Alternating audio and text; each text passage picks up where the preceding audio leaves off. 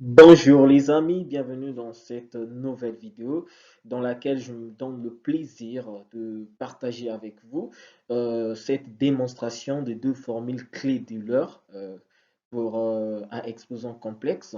Donc au niveau de ces formules, nous allons démontrer cette première propriété qui est très importante pour les mathématiques et aussi pour l'analyse complexe. Nous allons les voir, vous allez voir très souvent pour les élèves qui font terminale scientifique, c'est généralement terminale C, ou encore maths experte. Et vous pouvez retrouver cela encore ceux qui vont faire le prépa et ainsi de suite.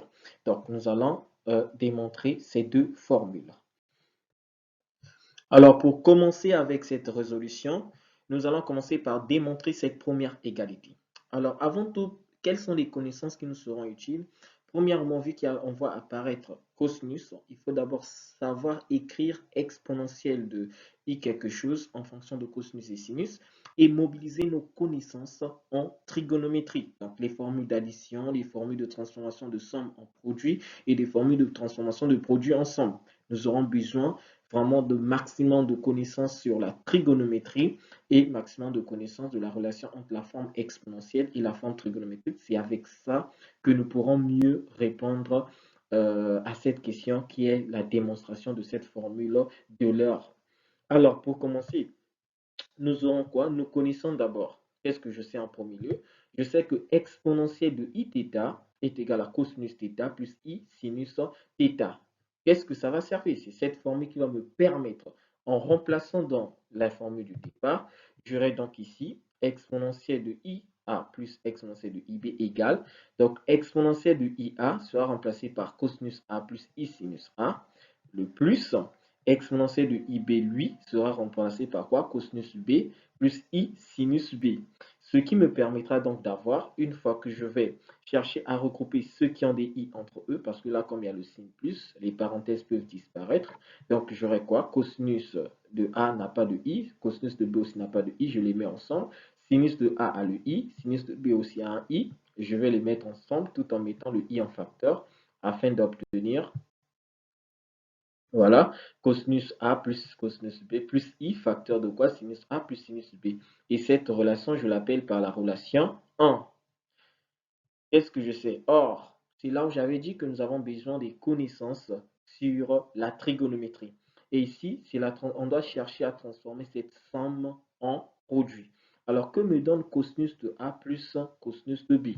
Donc, c'est ici, cosinus de A plus cosinus de B est égal à 2 cosinus de A plus B, le tout divisé par 2, fois cosinus de A moins B, le tout divisé par 2.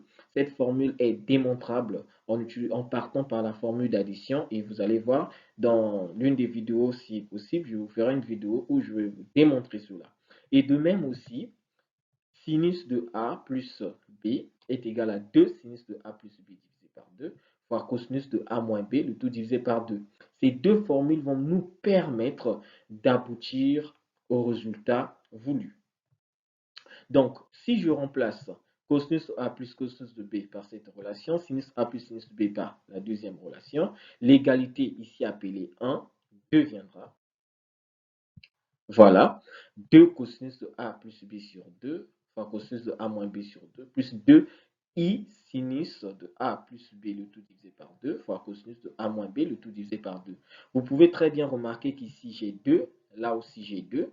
Vu qu'il y a un plus ici, je peux placer le 2 en facteur. Et de même, j'ai cosinus de A moins B sur 2. Ici aussi, cosinus de A moins B le tout divisé par 2.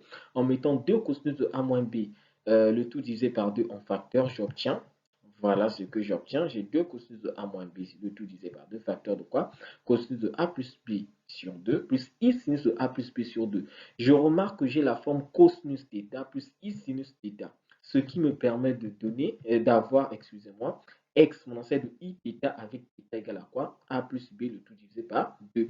Et je remarque très bien, ici, l'argument de sinus est le même que l'argument de cosinus. Et si j'ai plus I sinus, donc voilà pourquoi je peux l'écrire sous cette forme.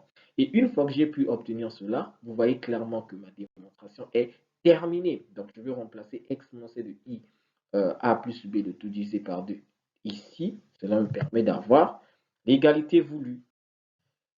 Alors, une fois terminé avec la première démonstration, nous allons commencer avec cette deuxième démonstration.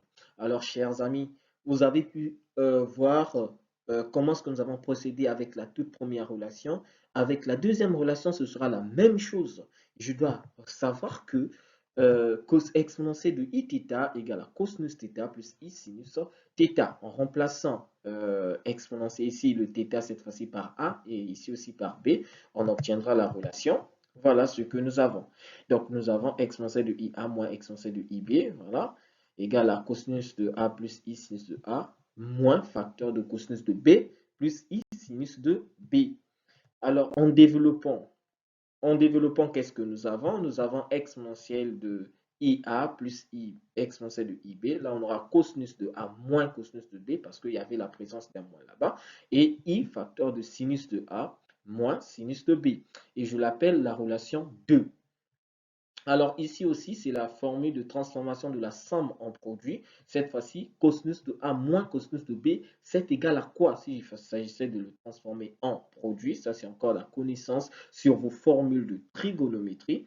Alors, ceci va nous permettre de dire quoi? Voilà, cosinus de A moins cosinus de B est égal à moins 2 sinus de A plus B, le tout divisé par 2, fois sinus de A moins B, le tout divisé par 2. Ce sont des formules qu'il faut vraiment retenir et c'est très facile à démontrer.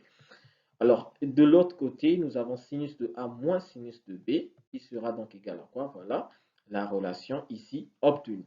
Qu'est-ce que je fais de ces deux relations que je connais? Il suffit de remplacer dans la relation 2.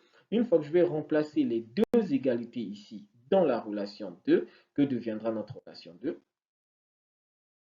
La relation 2 devient, voilà ce que nous avons. Donc, c'est une fois que j'ai eu A remplacer. Et je peux très vite constater que j'ai 2. Ici aussi, j'ai 2 que je peux placer en facteur. J'ai sinus de A moins B sur 2. Là aussi, sinus de A moins B sur 2. Je peux aussi placer en facteur. Donc, du coup, je placerai 2 sinus de A moins B, le tout divisé par 2 en facteur. Ceci me donnera, voilà la relation que j'obtiens.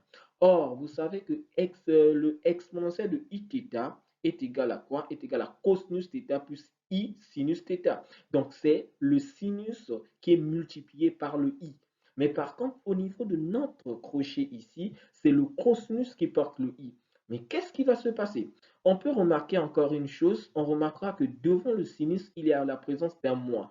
Or, vous savez qu'au niveau des nombres complexes, le moins 1 peut être remplacé par i au carré, avec i le nombre imaginaire, ici appelé le nombre d'Euler.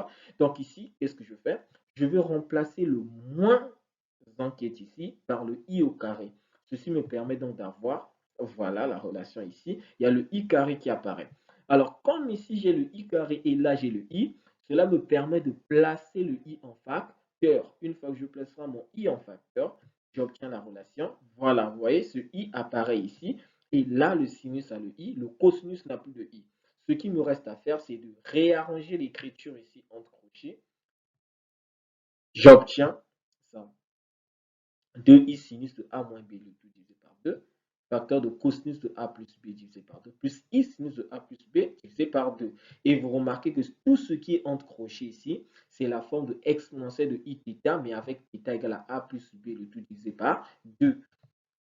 Et voilà ce que nous avons dit ici. Donc, du coup, en remplaçant, nous obtenons la relation qu'il fallait démontrer. Voilà terminé avec notre fameuse démonstration, nos deux fameuses démonstrations. Et je rappelle bien, ce sont des formules qui sont très, très importantes pour surtout ceux qui font maths experte. Vous aurez besoin de ça tout au long de votre parcours. C'est très, très, très capital. Donc, vous allez appliquer ces formules en analyse complexe et on prépare ainsi de suite. Voilà, merci pour votre aimable attention. S'il vous plaît, vous avez bénéficié de cette démonstration, de cette fameuse vidéo. Ne le gardez pas pour vous.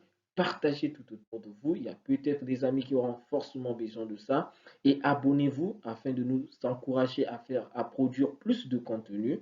Et n'oubliez pas d'activer la cloche de notification et de liker. On se dit à bientôt pour une prochaine vidéo. Merci.